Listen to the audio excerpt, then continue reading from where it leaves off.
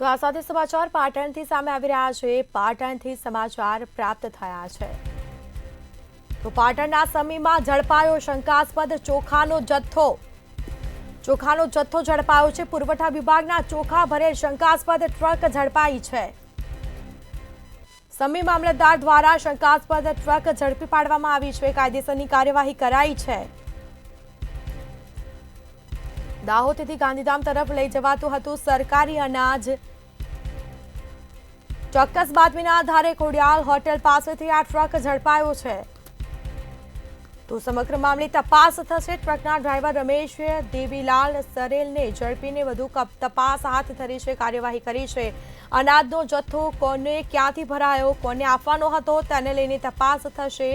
ચોખા ભરેલ ટ્રકને સમી ગોડાઉન ખાતે સીઝ કરી દેવામાં આવ્યો।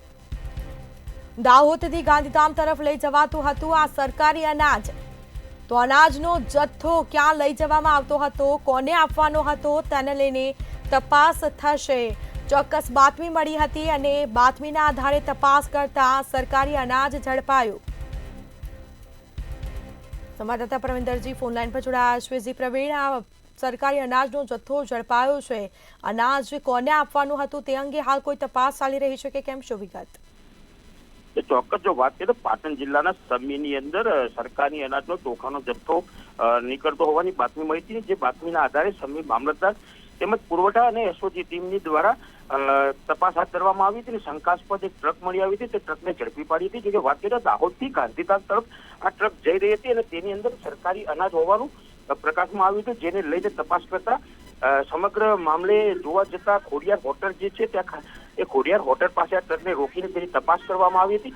જોકે આ રાજસ્થાનની પાર્સિંગની ટ્રક હતી અને ટ્રકની અંદર ડ્રાઈવર જે હતો તે સરેલ રમેશભાઈ દેવીલાલ તેને પકડી પાડવામાં આવ્યો હતો। તેની પકડીને તપાસ કરતા તેની અંદરથી સરકારી અનાજનો ચોખાનો જથ્થો હોવાનું તપાસમાં આવ્યું છે, પરંતુ હાલમાં આ સમગ્ર બાબતને લઈને એસઓજી પોલીસ દ્વારા ફરિયાદ નોંધી અને તપાસ તો હાથ ધરવામાં આવી છે, પરંતુ આ જથ્થો ક્યાંથી લાવવામાં આવતો હતો અને ક્યાં લઈ જવામાં આવતો હતો તેને લઈને હાલ તે દિશામાં તપાસ હાથ ધરવામાં આવી રહી છે।